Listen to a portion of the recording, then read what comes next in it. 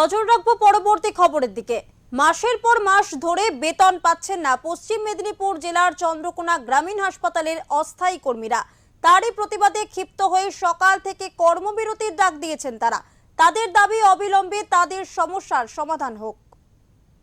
পশ্চিম মেদিনীপুর জেলার চন্দ্রকোনা গ্রামীণ হাসপাতালের উপর চন্দ্রকোনা, গড়বেতা, কেশপুর সহ বিস্তীর্ণ এলাকার হাজারো মানুষ নির্ভরশীল।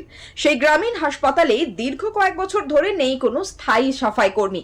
বর্তমানে 6 জন অস্থায়ী কর্মী দীর্ঘ কয়েক বছর ধরে কাজ করে আসছেন। প্রতিদিন তাদের 250 টাকা করে মজুরি দেওয়া হয়, কিন্তু অভিযোগ সেই কর্মীরাও ঠিক মতো টাকা পাচ্ছেন না কয়েক মাস ধরে।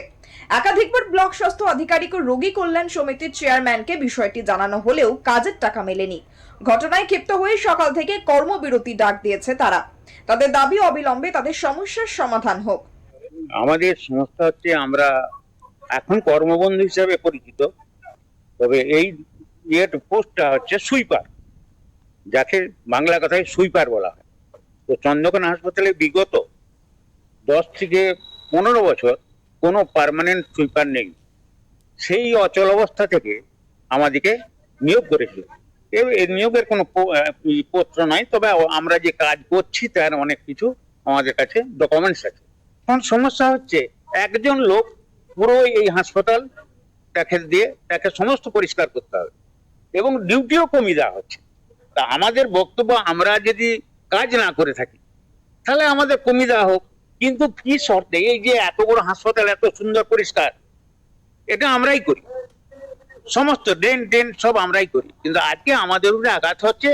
2 মাস কোনো মাইনা দেয়নি এবং কোনো সদিচ্ছাও দেখতে পাচ্ছি না। শুধুই বলছে বিলে অবজেকশন। তবে সমস্ত ঘটনার কথা স্বীকার করেছেন গ্রামীণ হাসপাতালের ব্লক স্বাস্থ্য আধিকারিক স্বপ্ননীল মিস্ত্রি। তিনি বলেন, বিষয়টি জেলা আধিকারিককে জানানো হয়েছে।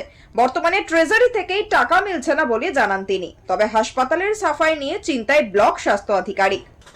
চন্দ্রকোনা হাসপাতালের সুইপার এই পোস্টটি বহু বছর ধরে নেই। ওনারা যেটা বলেছেন সেটা ঠিকই বলেছেন, প্রায় 14-15 বছর ধরে এই পোস্টটি খালি পড়ে আছে। তো এই জন্য তাদেরকে ডেইলি লেবার হিসেবে নেওয়া হয়েছিল, যে তারা প্রতিদিন কাজ করবে, প্রতিদিন কাজের হিসেবে টাকা পাবে।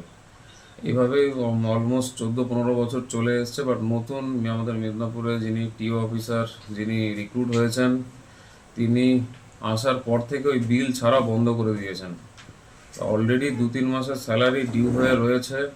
আমি আমার হায়ার অথরিটি সিএম স্যারের সঙ্গে কথা বলেছি, তিনি বলে প্রথম মাসেরটা ব্যবস্থাও করে দিয়েছেন, কিন্তু প্রত্যেকবার বিল পাঠালেই সেটা অবজেকশন আসছে। বিল তারা ছাড়বেন না বলে দিচ্ছেন। তারা বিভিন্ন রকম ক্রাইটেরিয়া দেখাচ্ছেন, 10 দিনের বেশি কাজ করা যাবে না, 15 দিনের বেশি কাজ করা যাবে না, এরকম অনেক ক্রাইটেরিয়া আছে। তো সেই জন্য তাদেরকে কাজ কমানোর জন্য বলা হয়েছে আর কি, যাতে তারা টাকাগুলো পান। কিন্তু যা সিচুয়েশন হচ্ছে, তাতে এই পোস্টে টাকা দেবে কিনা ট্রেজারি থেকে সেটা বলা খুব সমস্যা। এখন অপেক্ষা কবে এই সমস্যার সমাধান হয়, কবে আবারও সচল হয় বন্ধ হয়ে যাওয়া হাসপাতালের পরিস্থিতি। পশ্চিম মেদিনীপুর থেকে শান্তনু পানের রিপোর্ট, ওঙ্কার বাংলা।